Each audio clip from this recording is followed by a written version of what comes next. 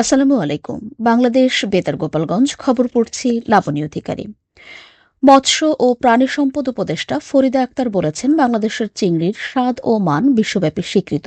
তবে আন্তর্জাতিক বাজারে শুধু আকার বা স্বাদ বিবেচ্য নয়, রপ্তানিকারক ও উৎপাদনকারীদের আন্তর্জাতিক মান ও পদ্ধতি অনুসরণ করতে হবে।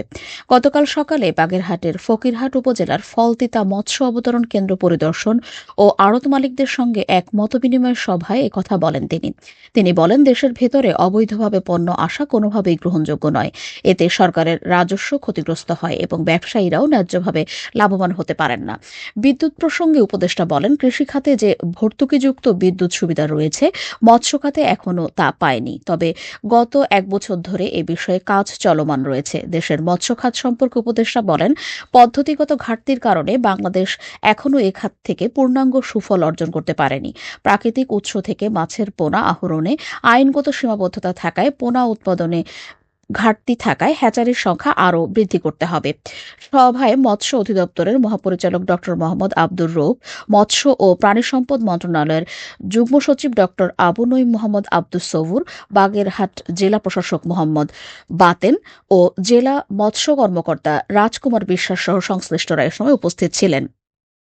মাদারীপুর সফরে স্থানীয় সরকার, পল্লী উন্নয়ন ও সমবায় মন্ত্রণালয়ের উপদেষ্টা আদিলুর রহমান খান গতকাল সকালে শহরের শকুনি লেকপাড়ে অবস্থিত জুলাই স্মৃতিস্তম্ভে পুষ্পস্তবক অর্পণের মাধ্যমে জুলাই আন্দোলনের শহীদদের প্রতি গভীর শ্রদ্ধা নিবেদন করেন।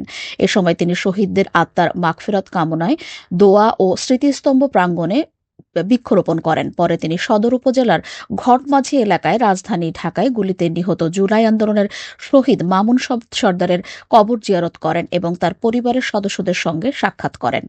এরপরে সদর উপজেলার মঠের বাজার এলাকায় জুলাই আন্দোলনের শহীদ নাইমুর রহমানের কবর জিয়ারত শেষে সাংবাদিকদের সঙ্গে আলাপকালে উপদেষ্টা আদিলুর রহমান খান বলেন, আসন্ন ত্রয়োদশ জাতীয় সংসদ নির্বাচনকে কেন্দ্র করে জুলাই আন্দোলনের যোদ্ধাসহ দেশের প্রতিটি মানুষের নিরাপত্তা নিশ্চিত করতে অন্তর্বর্তীকালীন সরকার সর্বোচ্চ গুরুত্ব দিয়ে কাজ করছে। তিনি বলেন, ফ্যাসিবাদী শক্তি নির্বাচন প্রক্রিয়া ব্যাহত করার চেষ্টা চালাতে পারে, তবে জনগণকে সঙ্গে নিয়েই সরকার এসব অপচেষ্টা প্রতিরোধ করবে।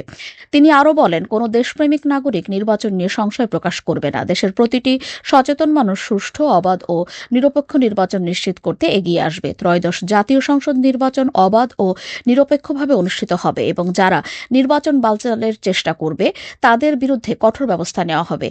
এ সময় স্থানীয় সরকার, পল্লী উন্নয়ন ও সমবায় মন্ত্রণালয়ের সচিব মোহাম্মদ রেজাউল মাকসুদ জাহেদী, উপদেষ্টার একান্ত সচিব আকন্দ মোহাম্মদ ফয়সাল উদ্দিন, মাদারীপুর জেলা প্রশাসক মোহাম্মদ জাহাঙ্গীর আলম ও এলজিইডির নির্বাহী প্রকৌশলী বাদল চন্দ্র কীর্তনিয়া সহ সংশ্লিষ্ট ব্যক্তিবর্গরা এ সময় উপস্থিত ছিলেন। জেলা প্রশাসক মোহাম্মদ আরিফুজ্জামান শহরের পুরাতন লঞ্চঘাট, রেল স্টেশন, পুলিশ লাইন্স ও মান্দারতলা সহ বিভিন্ন এলাকায় ঘুরে দুস্থ ও ছিন্নমূল মানুষের মাঝে শুক্রবার তীব্র শীতের রাতে 200টি কম্বল বিতরণ করেন। এ সময় অতিরিক্ত জেলা প্রশাসক শিক্ষা ও আইসিটি শোভন সরকার, সদর উপজেলা নির্বাহী কর্মকর্তা কৌশিক আহমেদ ও জেলা প্রশাসনের নির্বাহী ম্যাজিস্ট্রেট মোহাম্মদ আতাউর রহমান সহ জেলা প্রশাসনের পদস্থ কর্মকর্তা ও কর্মচারীরা উপস্থিত ছিলেন। গণভোট 2026 ও আসন্ন ত্রয়োদশ জাতীয় সংসদ নির্বাচন উপলক্ষে দেশের চাবি আপনার হাতে স্লোগানকে সামনে রেখে ভোটের গাড়ি গতকাল নড়াইল শহরের পুরাতন বাস টার্মিনাল এলাকায় অবস্থান করে। ভোটের গাড়ি থেকে গণভোট 2026 ও সংসদ নির্বাচনের বিভিন্ন বিষয়ের প্রচার সহ সঙ্গীত পরিবেশিত হয়। এ সময় সদর উপজেলা নির্বাহী অফিসার টি.এম.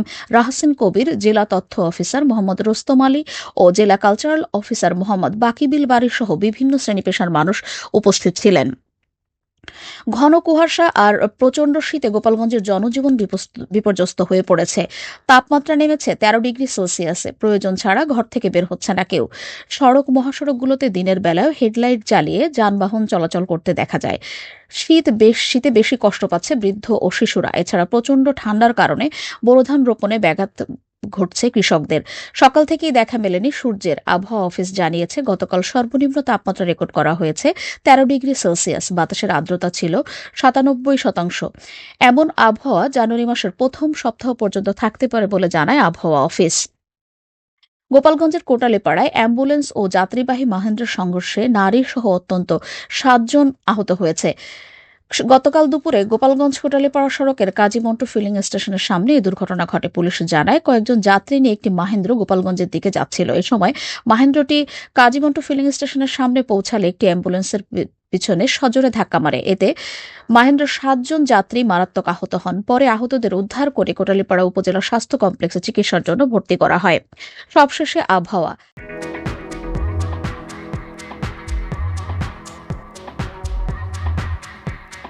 আজ বেলা ১টা পর্যন্ত দেশের অভ্যন্তরীণ নদীবন্দরসমূহের জন্য আবহাওয়ার পূর্বাভাসে বলা হয়েছে, ভোর ৫টা থেকে পরবর্তী ৫ থেকে ৭ ঘণ্টার মধ্যে দেশের নদী অববাহিকায় মাঝারি থেকে ঘন কুয়াশার কারণে দৃষ্টিসীমা ১০০ মিটার থেকে কোথাও কোথাও এর চেয়ে কম দেখা যেতে পারে। এসব এলাকায় নৌযানসমূহকে সাবধানে চলাচল করতে বলা হয়েছে, তবে কোনো সংকেত দেখাতে বলা হয়নি। খবর শেষ হলো। আমাদের পরবর্তী খবর প্রচারিত হবে সকাল ১০টা ৩০ মিনিটে বাংলায়।